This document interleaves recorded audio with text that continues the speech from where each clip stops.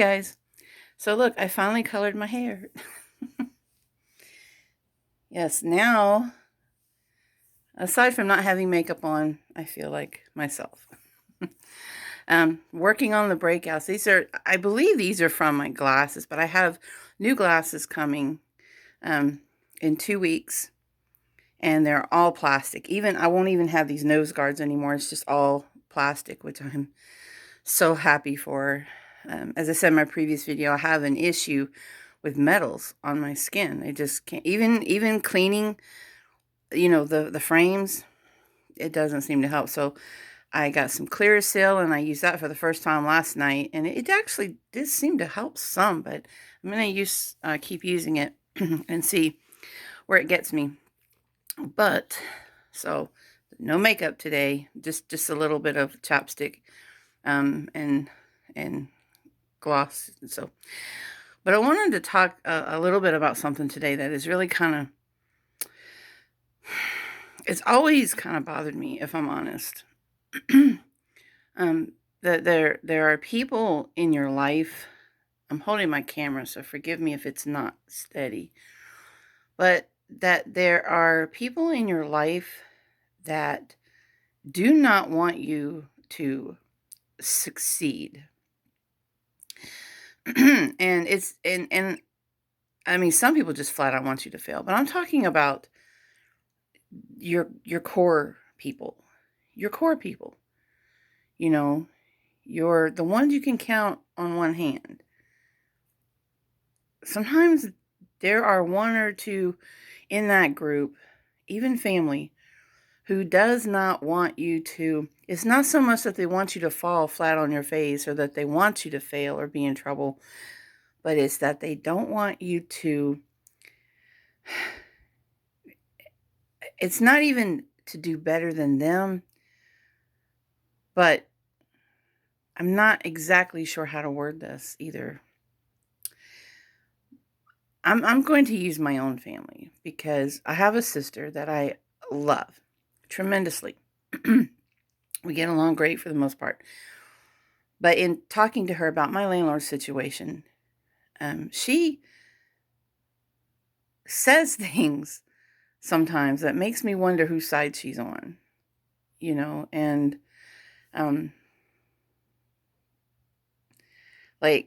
she left like 31 messages for me overnight with links to like security cameras, things like that, because I mentioned that I was just like that much kind of afraid of how he might retaliate in regards to the letter my lawyer sent him.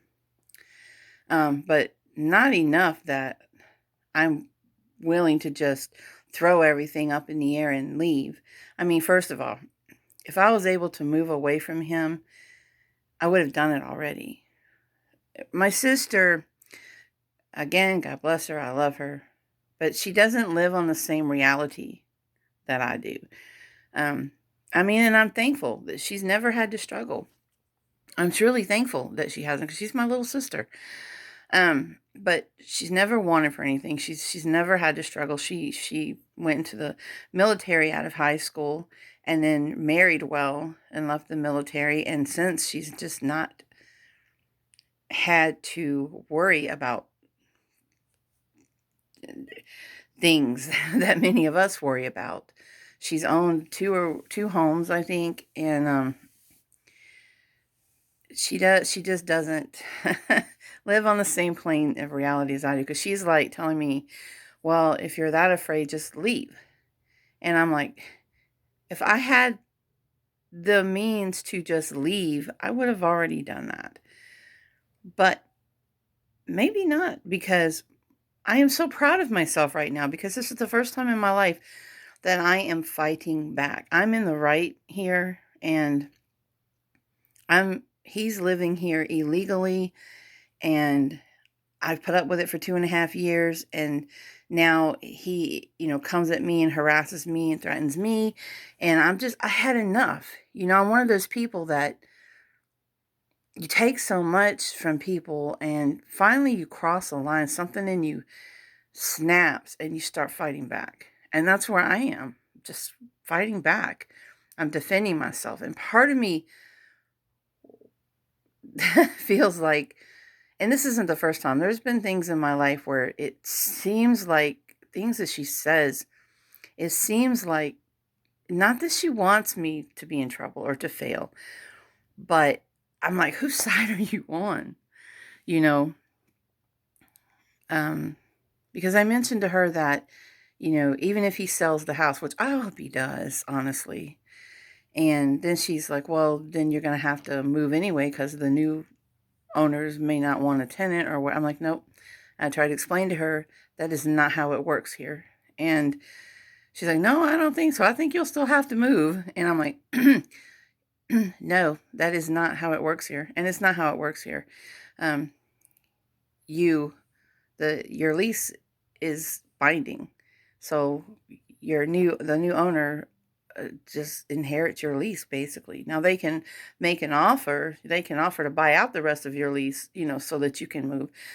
Fine, do that. I'm all for that.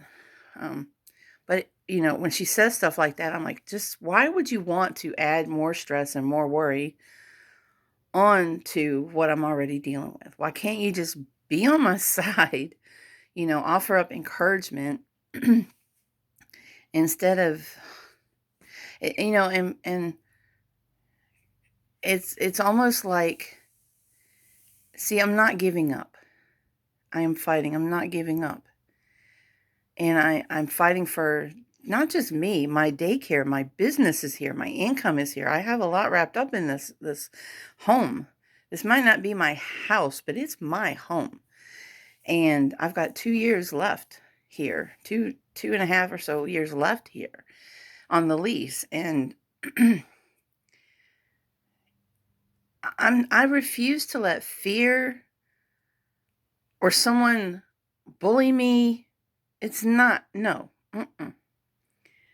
That old me that would have been crying and fearful and just packing everything up and going to stay with my sister, I would have done that in the past.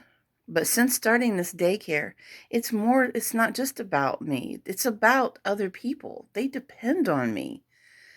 And it's almost like, sometimes I feel like people sometimes just want to see you have to need them. Maybe that's it. I don't ask for help. I cringe at the thought of people helping me. And it's almost like she wants me to need her. And there are people like that. And maybe, I don't know, but I like being independent. I don't like needing anybody for anything. And it bothers me. It's like a seed or something that gets caught in your teeth, and in your gums, and it eats at me like that. So, ever since I started the daycare, I'm like that. I have been homeless. I know what that's like, and I refuse to ever go back to that situation again. So I fight tooth and nail for everything that I've worked for the last 5.5 years. And the thought, especially in this situation, when I know that I'm in the right, I am not going to let fear or, worry or anything anybody says make me give up. And I feel like sometimes people in our life want us to fail, and not so much fail, but maybe just not try so hard, not quit. Like they want us to give up and quit so that they can say, look, they didn't try hard enough, or, oh, look, they quit. And that has more to do with where they are in life than it does you. It really has nothing to do with you. It has more to do with where they are in their life than yourself. Believe it or not, for someone to want that about you, for someone to want you to not to succeed They're jealous of something about you. Maybe it's your determination. Maybe it's your strength. Is it narcissism that they behave this way? Maybe, um, maybe a touch. I mean, slightly, maybe. But I think it's more about their self insecurities and doubts, and I can see that about my sister. Um, I could definitely see that. Excuse me. But I love her, and I know that she loves me. Um, it's just, I think I have decided not to discuss my landlord situation anymore with her. And when it comes to people who kind of become toxic with you, it's best not to discuss things that are going on in your life that gives them ammunition, so to speak. So I think from now on with her, I'm just going to be like, it's being handled. It's fine. Everything's going well. So hopefully, I mean, if you have someone like that in your life, stick to your guns, stick to your determination. Don't give up. Keep fighting. You know, even if you're a little bit afraid, push through the fear. And on the other end, you're going to be so glad that you did. You're going to be so proud of yourself. And you're going to have so much respect for yourself that you're going to be able to hold your head up high. And that's what I do now. I hold my head up, and because I'm proud of myself for fighting and not giving up and not letting fear win, not letting a bully win. And whatever this outcome, I will know that I fought. And that's everything, that's everything. So hopefully I can do a video soon where I'm not broke out.